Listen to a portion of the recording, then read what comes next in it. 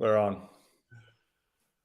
Welcome to the Inside Running Podcast, Shoe Geeks, April edition, 2023. Joined by my co-host, Julian Spence over in Anglesey. How you going, Julian? Hey, mate. I'm good. How are you? Good. And Thomas DeCanto in Sydney. How you going, mate? Hello. Yeah, never been better. Come on, mate. Be honest. Nah, I'm all right. So Tommy's running's not so good. But... You would have saw Hamburg. You would have got a bit annoyed not being able to run. Well, seeing the results and good day of Hamburg as well. Do you want to give us a bit of a background what happened in the end? Or I know you were niggling with a bit of a foot niggle last time we spoke to you, which is feels like a long time ago, doesn't it? Yeah, a long time. The foot's totally fine now. No, it was about 2 weeks. About 2 weeks ago, I had a little lower back issue that progressed over the. Well, it happened probably 3 weeks ago, and then it progressed over the week to pain radiating all around the back, into my groin, lateral hip as well, just to the point where, moved from a niggle to a concern. And so, so I saw my physio and needed to get a scan, and it was the Easter break, and so I couldn't really get anywhere to get a scan done. And so I thought, well, the race is in 2 weeks. I got to try and get a session done and still try and train through, see how it goes. And I got halfway through like a bit of a marathon session and couldn't continue. Got to that point where I was about to start altering my gait due to the pain. So I thought, well, that was it. Pulled the pin, and I haven't run since then. Yeah, so I haven't run. Did you get the scan? No diagnostic yet. So I did. So they thought it might have been my sacrum. So what I found out about these lumbopelvic scans is they generally just do one region. So they scanned that, and the sacrum was clear. But then I went and saw my sports doctor, who I wasn't able to see earlier, and he thought, look, it may be neck of femur. Which wasn't on the original scan. It was like they class as that's sort of like another region that they don't always do it at the same time. So I'm basically just waiting for another scan just to rule out stress in the femur. So damn, good times. What are we putting it down? It's actually Tom? What's the reason? It's obviously, like, as always, multifactorial. So, but I reckon mostly just fluctuation in training load. Like, if going back looking at my Strava, I've obviously got, which looks a bit wild, not knowing what happened, but it's just like sicknesses and then trying to bounce back from being sick and doing a lot more training the subsequent week. And there was a few times that happened, and then probably just under fueling, to be honest. Just there was probably some days where I knew the race was coming up, and I do want to get down to sort of like a race weight, which is for me around 68 kilos, and under fuels, a little bit of a spike in training load. I'd love to blame some shoes, but I don't think that's. You did have a week where you went from 1 week from like 180 Ks to about 180 Ks in 1 week. Yeah, I know, and you commented on that. Yeah. It's a tough thing to do if you get away, but some people get away with done that. It before.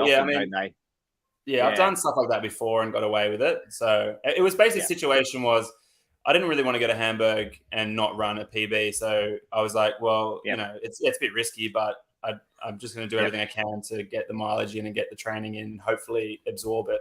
Yep. And I didn't absorb it. My body obviously was not happy. I know. You don't get many. Oh, sorry. It's not a good thing. It's not a good thing that you got injured, but this makes Nida happy because no, it does, because the golden rules of training are still being applied to you, and so no one's cheating the golden rules of training here. And so deep down, he's pretty satisfied with this. I think so. Look, I don't want to see I don't want to see. I've always been a big Tom DeCanto fan. I've never been fussed about your running, Julian, but I've always been a big fan of the Tom DeCanto results. But so it's a bit sad to see that. But it is, to increase your training week from like 5 hours one week to 13 the next. Like you can't be doing that, Tommy. Not forever. Not at 30, not at 35, 36 years of age. So. Science is the real winner here, isn't it? Science is the real winner. Yeah. But you know, why the hip? That's an interesting one. You haven't really had that sort of like, you know, any injuries around there before, have you? Pain and in this sort of location. So a little bit perplexed, a little bit frustrated, you know, but it's okay. So you're making eating decisions, trying to lose weight. I've never heard of that before. Yeah, I was, because I know there's a certain weight where like it's a trade-off. Like weight makes a big difference to running economy. So I don't really want to be carrying. I want to be like low body fat percentage, and that's always a difficult thing for me with any build up, is to get to what I feel like is lean and in a way that's like safe and healthy without overdoing it. Yeah, that's right. And there's probably a sweet spot for continuous training. Like I've had 2 bad stress fractures, and both were at my most minimal weight at both times. You just can't sustain it forever as well. So it'd be nice to be able to lose the mass, but relative to the training, doing that, not having to force any other decisions to lose the weight. That's when the risk gets high, isn't it? Yeah. Mm. I can run 180k a week, and if I just eat whatever, I can put on weight at 180k a week. Surely not. Crazy. No, I can. I've got some weird slow metabolism, like crazy slow. And so it's really frustrating and annoying. But since I've like after I was about 25 years old, I just if I don't watch what I eat, I'll just put on weight. I don't know, Tom. We give you some shit about this, but I don't know about that. I saw some photos. I saw some photos of you. You looked ridiculously thin a few weeks ago, mate. It's all the new swimming pool photos that you have, mate. You're a lean as lean. Doing it for the pool pics. Yeah, don't know. No, anyway, I've learned some lessons, so hopefully it must be hard, because you received your Vaporfly 3 literally just before the injury, didn't you? The last session I did, which I pulled out of, I was wearing them, and I was just loving life. I was like, these shoes are magic, and I was feeling good, and the shoes were feeling really good. Do you want to walk us through what you felt with the shoe when you put them on? Like, you know, you had expectations. Did it meet them pretty well? So this is the guy, Vaporfly 3. I was really looking forward to this shoe. So as you guys know, I'm a Vaporfly guy. I don't really gel to the Alphafly, so I was really keen to see the new update. And it's not a huge update, so people shouldn't expect like anything like too different. But to me, that's a good thing, because I liked the previous 2 models a lot. And so basically, what have they done? What they've done with it, it seems they've added a little bit of forefoot stack. So I think the tech spec is maybe just a couple of mil, maybe 2 or 3 mil more in the forefoot.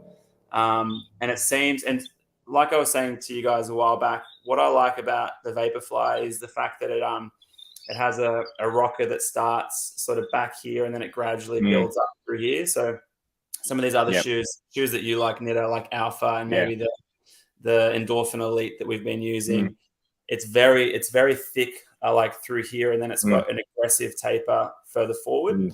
Like to me, the fluidity of the shoe is improved by the early start of the rocker for me in the shoe.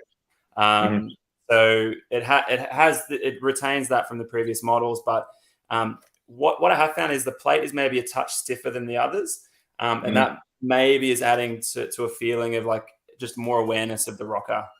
So it's similar sort of position rocker, but it feels a little bit more rocketed. Do you think the plate is technically stiffer, or do you think it's because they've changed the curve of the plate a touch more? It's stiffer. Like this is the 2s. And even I mean, these aren't new. I've done a couple of runs in these. Like it's stiffer. The plate itself is a little bit stiffer, I would say. Yeah. I don't know why they've done that. the appeal to me with that one was, like, I mean, I haven't tried them on yet, but I think they're saying that the plate in the forefoot's a little bit closer to the ground, so it's a bit further away from the foot, so there's more foam between the foot and the plate, which should make it feel superficially softer in the forefoot. Yeah. It's been. Sorry, you go on. No, it does feel like there's a bit more cushion in the shoe. So does that mean the heel to toe offset's less if they've raised the forefoot? Yeah, good question. I'm not sure, to be honest. I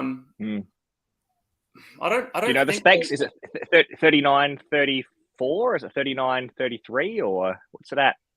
I actually don't know. I don't know the answer. Interesting. Yeah, and it's never that accurate anyway, right? It's always a bit of a guess from their behalf. So yeah. There's been mixed feedback on the shoe so far. Like, I'm just going to read out text message this morning. From Toby, who has got all the super shoes, all of them. One line, it says VF3 average, and I said boring. Disappointing, Toby. Boring question mark. Yeah, same shit. It felt better than the two, but compared to what else is out there, it's not even close. Okay. Yep. Well, look, he likes the big. He's loving the endorphin. Yeah, he loves the endorphin elite, doesn't he? And the alpha. Yeah, and the alpha. Yep. Yeah. And I reckon we're getting two different types of people now, aren't we? We're getting those that like we'll call them the exaggerated super shoes, and those that like the more toned down traditional feeling race shoe. I'm a Kipton sort of guy. You're a Calvin guy, yeah. Yeah. Well, it is interesting though. Like, I think we are starting to see that a fair bit. Like, I took advice from the wife Julie and Bree, and I went ahead and picked up these from the running company in Geelong. This is the Alpha 2. I finally got them. I tried them on before, but I never worn them for a workout. And it's probably well and truly, in the population now, people have seen pictures of the Alpha 3, and so they've just stuck a little bit more foam beneath the pod. So the pod's, globally not quite as big. The outsole is actually quite industrial. Like, I've worn this for about 8K workout this morning, and it's held up really well. If anything, it's a little bit firmer because the outsole is probably a bit more industrial than the first version, maybe a firmer rubber as well, so it doesn't feel quite as soft. And the offset, funnily enough, this one here was where the offset went 39-31. So there was less in the forefoot than the actual first version. And you can feel that a little bit. I reckon it's a bit less pop in the forefoot. But I think, as Bree mentioned, like, the offset sort of makes the transition a little bit quicker. But it feels a bit firmer underfoot. So I think this is the Alpha 1 I've just loved. It'd still be the shoe that I would pick. Tom would struggle with this rear foot rocker through here. I don't hit that part of the shoe too much. There's a lot of rubber there, but look, it feels like the second best shoe on the market outside the Alpha 1, to be completely honest. I know I've enjoyed the Endorphin Elite as well, except for some of the surfaces we train on, like dirt, and it's been a bit wet in the early days. I found the outsole of the Elite just to be a limiting factor in some of the workouts. But otherwise, the shoe feels really good on a dry road. So you've got three shoes. I love the Alpha 1, the Alpha 2, and the Endorphin Elite, and they're all probably the super of the super shoes, aren't they? So they're just a bit more shoe than everything else, and I still battle with the Vaporfly 2. So I'm hoping the Vaporfly 3 is probably a bit of it needs to feel plusher for me, I reckon, under the forefoot. So I'm hoping that's the case with the extra foam between the foot and the plate. So the two main sort of concerns people have with the Alphafly are the blistering through the arch area and the feeling of clunkiness from such a big shoe underfoot and when they're trying to run at pace. Can you address that? Well, look, when the pace gets up a little bit quicker, for example, I find that even when I'm running at threshold pace, I'm taking a few less strides per minute when I'm wearing this shoe compared to, say, an Elite or even the Vaporfly 1. And that's what they show in the papers as well. Like, you spend longer on the ground in this shoe because it takes longer to compress the whole unit of the shoe and stores and releases more energy. So as you start to run faster, you usually pick a strategy of a length and a rate of stride. And I think as you get faster paces, the rate of stride ends up being one of the higher influences. And this shoe works best by compressing it for a period of time and coming off the ground. So it obviously doesn't work quite as well for a high turnover rate. So that makes sense. It's a bit less stable. Although this one felt more stable than the first version because the outsole was a bit firmer, I think. It almost felt like it brought me back to the middle a touch more and maybe having the higher offset at the rear The midfoot blistering is interesting. Like I've got a pretty narrow midfoot and a high midfoot, so I don't feel that whatsoever. But once again, every shoe, this is a little heel pitch in there. When you raise the rear foot up relative to the midfoot, you get less blistering in the midfoot. So a heel pitch in this shoe, which it probably doesn't truly need, I don't get any arch rubbing. But funnily enough, if I took the heel pitch out, when I first put the shoe on, you could feel the area of the midfoot. And the second one, especially because it is a bit narrower, the upper and the midfoot. But look, that's, the foot's a bit flatter, more pest planers foot type.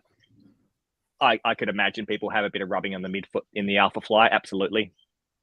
Yeah. Would you advise someone who has rubbing on the midfoot to put a heel raise in, or do you think that's a bit dangerous if they're not used to it?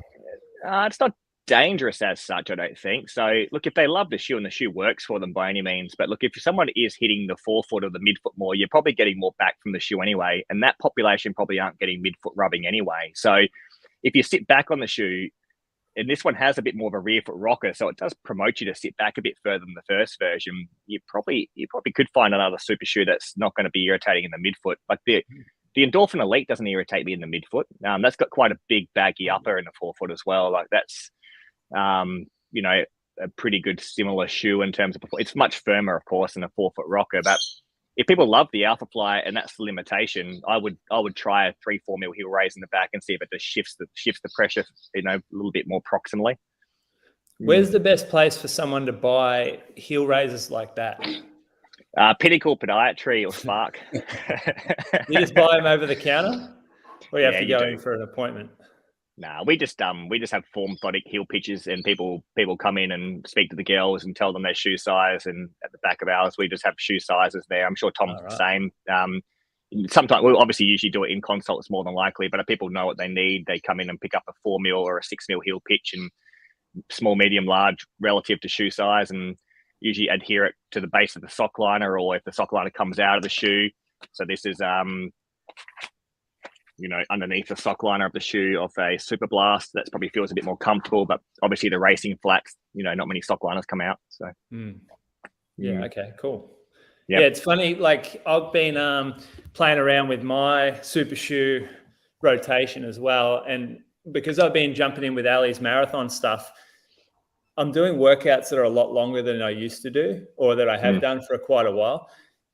And I'm finding that I'm heading back in the direction of the more traditional race shoe, purely because the exaggerated nature of the big super shoes like Rebellion, Elite, Alpha have caused me sort of weird little issues. And it might be that I'm just in contact with the ground a bit longer, or the fits are all a bit funny, and the rockers are a little bit less natural, perhaps. And so, do you think that's because you're running paces below what you need to chase the maximal amount of economy out of these shoes? Once you get back to the paces you require, maybe the shoe gives more back to you by then. It could be. That's a good point. I hadn't really considered that. But what I was finding, though, is the fit is the most influencing factor on whether my run's good rather than the midsole. So I wore Endorphin Elite for 28K tempo, and my foot went numb at about the 20K mark. And then it just got sorer and sorer, under the ball of the foot where the plate and the rocker sits. And for me, that's an automatic, like, I'm not going to go back to that for a long workout. It's so one thing worth discussing. I've had 3 runs between 25 to 30 minutes in the Endorphin Elite. My forefoot's gone numb each time so far. So yeah, it's just such a stiff shoe, isn't it? Whereas, and then, so I've gone back to the RC or the SC Elite V3, which has the nicest fitting upper for me out of everything. And although it's not as exaggerated, like toe off, I know I can get through 3-hour run at pace in it, no problems. And I don't have any, like, maybe because it is less exaggerated, my calves have been fine in it. My knees been fine. It feels a little bit more traditional, and I don't have to think about it. That's a really nice transition shoe, though. Out of all the super shoes I've worn, it feels the least aggressive, the most comfortable on top of the foot with the upper. And when you're cruising and picking the pace up to threshold, it's just got a beautiful transition. There's no weight to the shoe either. The rocker starts a long way back. It's a very safe shoe, that shoe. It doesn't feel like a true super shoe, but it's got to be arguably, I'd say, almost the most comfortable super shoe I put on for fit. Well, it sits in that second tier of I don't like calling it second tier because I actually think that I would prefer to wear it in racing, but it's the SC Elite, the Endorphin Pro. I think the Vaporfly sits in there as well. And then maybe even the Metaspeed Sky, like it sits in that area. And I'm prioritizing from now on the fit of the shoe over pretty much all else. But this is coming from the guy that used to race 10K races on the road and what's the Coney ride? Marathons. And it was a brilliant trainer.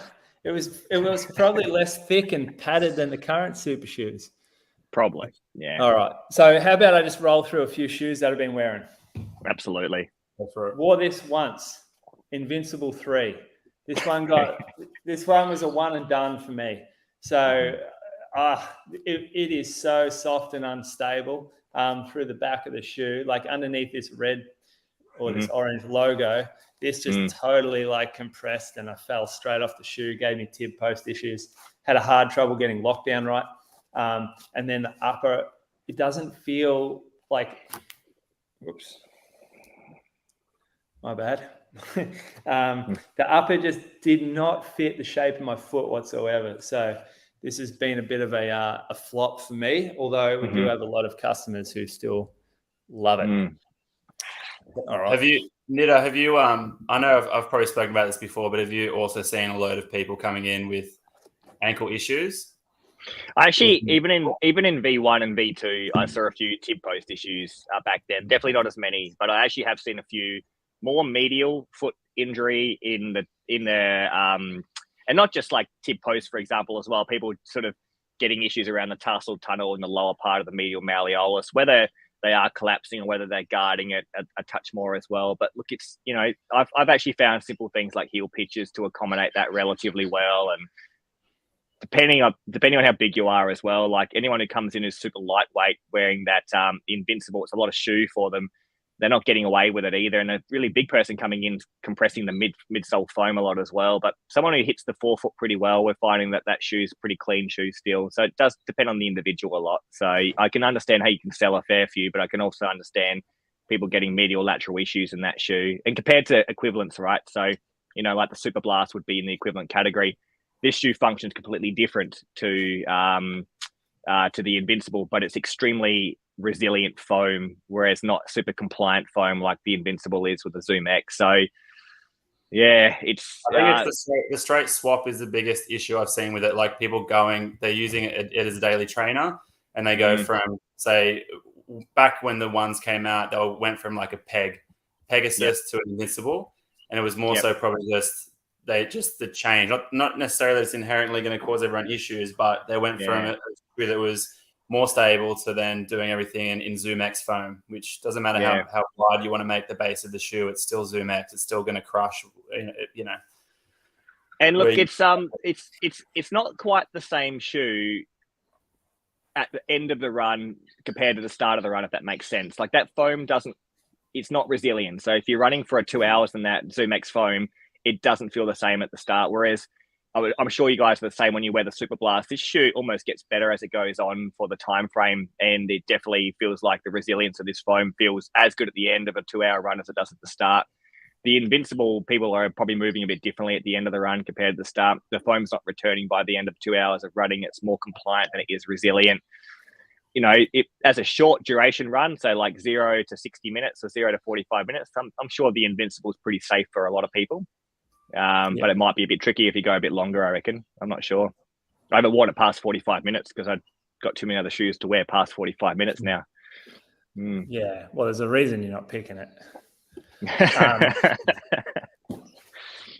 So this here is one of my favorites actually at the moment. This is called the Ultra Lone Peak 7 All Weather. So this is a waterproof shoe.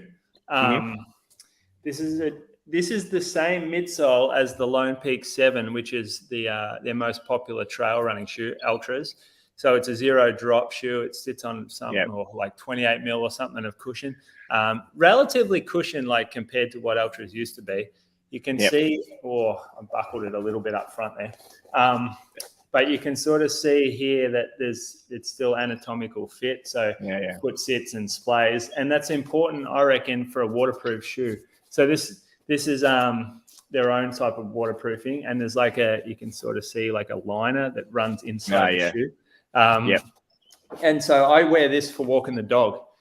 So I've thought about it before I got it. I'm like, I'm going to try to put a shoe on that maybe increases the range of motion that my ankle goes through.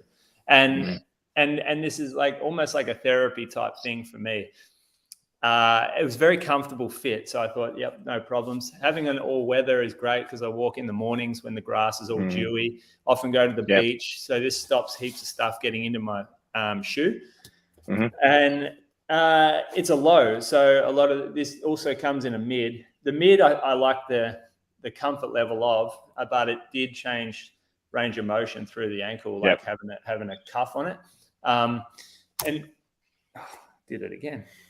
Now I went a bit overboard because I walk the dog so much. I'm sort of walking probably like 6K a day in it, 3 in the morning, 3 at night.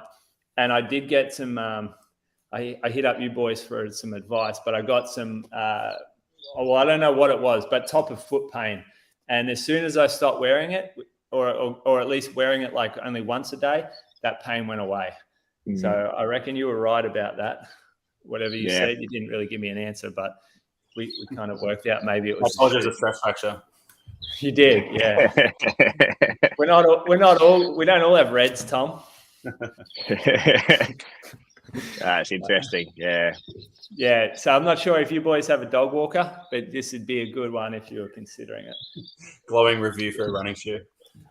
Well, it's my wife's picked up the Olympus mid GTX, and she says, I mean, she's got a broad forefoot. She's had an aroma between 3 and 4, and she's found that to be like the best hiking shoe she's ever worn. So I've got a passenger here, so everyone say hello. This is Zara. So Hi, Zara. She wears Zara got her shoes. What shoes has Zara got on? She's barefoot. And that's what we do in this household. Barefoot podiatry. That's it. I might just mute you while you guys keep going on. While you keep going, Julian. Yeah. All right. Well, the last one for me is just like the shoe that I'm doing the bulk of my Ks, and it is the Superblast. And this is a shoe that I can jog easy in. I can jog long in. I can pick it up. I can even run on some light trails around town. I warm up, cool down in it. I've gone up a half size, not because the shoe fits small, but because I think it's good for me, and I've really enjoyed going up a half size. And my foot health has been better because of it. My nails are all good. I don't feel like I'm smashing the end going downhill. So obviously I haven't worn this one yet, but I've been really happy. I think I'm at like 300K or so in the first version, and it feels like I've got another 300 left. I tell you what, Julie, I got to address something from the main show. Croaks mentioned wearing this shoe and running a bit quicker in this shoe comparative for long runs. There is no doubt this shoe makes my long runs about 10 seconds per K faster for the same heart rate. 10? Listen minimum, to him, minimum. I ran 10 seconds per K, he reckons. Ran on the long run with Lockie Scott and the Team Tempo guys over the hills, and this shoe on the roads going up and down hills is it is a good economy improving shoe. I reckon I would run as well in this as I would in the Sky Plus in a race scenario, I reckon. I'm not kidding. I think it cheats the long run. It makes everything a bit easier. I actually think it's the GOAT of all long running shoes I've ever put my foot in by far. Yeah, no, I like it too. But I'm not going to talk that rubbish that you just did. Look, all I can do is go by heart rate and effort and science by the duration of running. Science, isn't it? It's a bit of N equals 1, but it is a shoe that makes long running a bit easier than what it should be. So, yep, you were loving this as well, Tom, but you got a bit of tendonitis on top of your foot. But you would agree? Do you feel like you can get going in this shoe a bit easier than the average traditional long running shoe, or you think that's a bit? I'm overcooking it a bit here. No, I mean, well, as I always say, people are obsessed with carbon plates. It's not the plate that makes the super shoe; it's the foam. That shoe has the turbo foam. That shoe has the super shoe foam. Yep. So, no, I mean, it has the rocker a bit as well, and it doesn't weigh anything. So it has all the ingredients for a shoe to improve your running economy minus the plate. And I don't think the plate's the big deal breaker here. It's still like 250 grams or something. And it's not heavy. There's not plated. It has a wide midsole. There's a lot of contact here. You're dreaming. All it has is good fun. No, I certainly wouldn't race in it, but it's a shoe you can run fast in for sure. If you're running a 430s on your long run, Julian, this shoe, and yes, 440s in your Nimbus 25, I reckon. I don't like it picking the pace up. I did surges in it last week on the Friday before the race, and it felt sluggish. It felt like there was just too much shoe under my foot. I was sinking into the foam. There was no response or rebound. Not necessarily picking the pace up. It's just the ability of this foam and rocker to run downhill really quickly and not feel the ground, so you can run faster. It doesn't weigh much, so you can climb well. The rocker's pretty well placed, and by the end of the long run, which a lot of shoes will battle with, with the maybe, I don't know, the weight of the shoe. There's no weight for it. And it's just, the resilience of the foam's good at the end of the shoe, at the end of the long run as well. So it definitely makes my long runs look better than what they are, I reckon. I'm pretty well happy to admit that. All right. I'll cop it. I like it too. One last shoe. Yep. Sorry. One last shoe. This is my new work shoe. This is the Hoka Transport. So this is like their commuter type, light hiking, walking. I mean, I've run a little bit in it, just up and down the street. It feels pretty good. It's got like this cordura. It's called upper, so it's a non-abrasion upper, elastic lace, Vibram outer sole, but it's more like a flat Vibram, so it works really well in cities. It's super sticky. This could be one of the like most versatile shoes out there for someone who comes in a running store looking for a shoe that's not for running. Super comfortable. Still got the Hoka kind of rocker, so there's therapeutic benefit to the shoe as well, and it looks amazing. The fit. There's a couple weird shoes popping up here, Tommy. I know there is. Is that a control though? Yeah. We didn't even know these were coming. No, when are we going to get the plug for the what is it called? Walking by the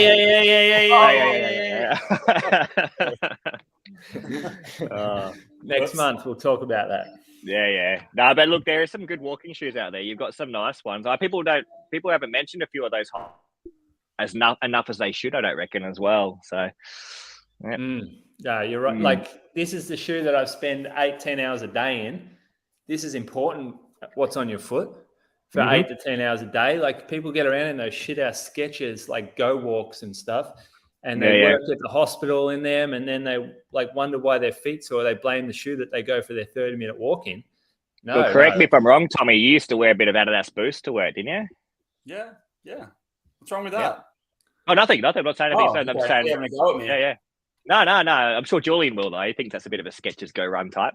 No, different, very different. Yeah. I mean, I wouldn't run in an Ultra Boost. No one runs in them. I don't know. I see a few around. Yeah. Talk about Adidas, really? Nah, that's right.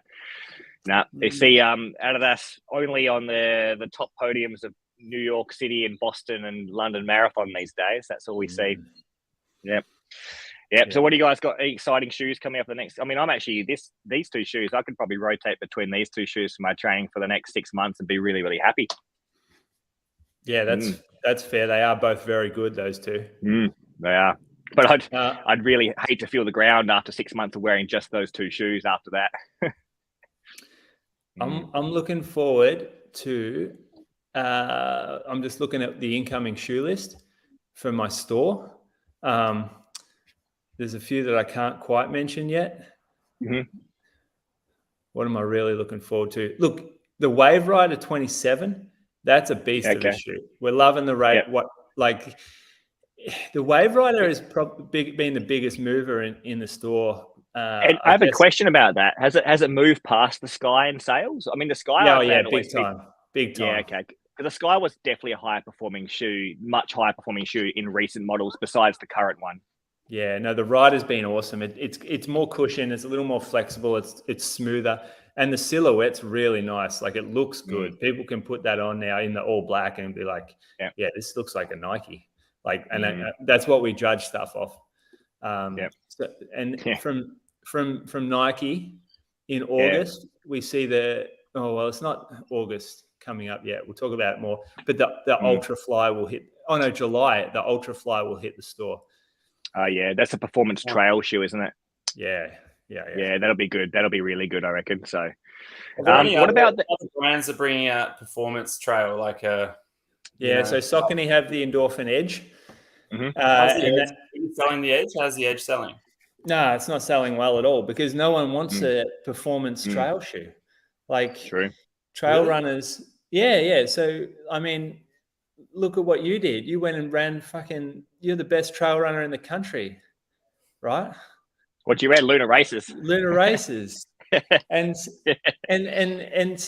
the trail runners that like these carbon plated trail shoes, although the plates are designed to work a little bit more friendly on trails, they're still not that comfortable to go on technical stuff in because they're so rigid. And so you need a pretty groomed trail to make it work properly. And the Tecton 2 is from Hoka. That one looks pretty good, but still, I'm not sure whether I'd really call it that much of a performance shoe or not. And look, what would really, in terms of a performance, if you're running a 30, 40K trail race, for example, and you go and wear the Speed Goat versus the Tecton, do you really think there'll be a substantial difference in outcome? Yeah, probably not really, because the paces you're running at are so slow most of the time anyway. And there'll be some patches where you could do better in the carbon shoe, like the nice flat, firmer sections. But then there'll be sections where the Speed Goat will probably perform better.